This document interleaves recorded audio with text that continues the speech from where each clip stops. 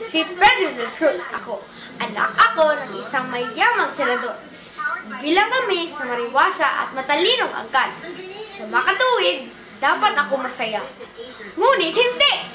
Bakit? Pagkat nasa likod ako ng mga rehas ng justisya. Ako ay nagagawa ng maraming krimen. Ang mga krimen ito ay nagdudulot sa inyo ng mga problema.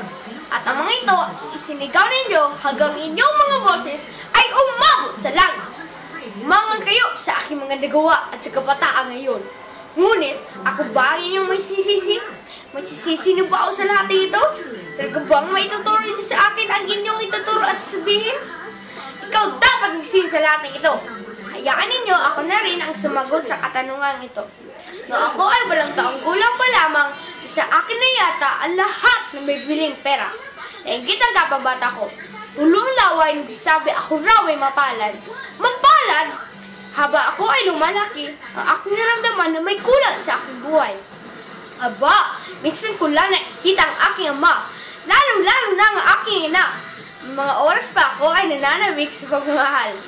Ngunit, nasa na aking ama, ang aking ina, ang aking mga magulang? Walang kaalam. Lumipas pa doon, ako ay nananatiling nananabik.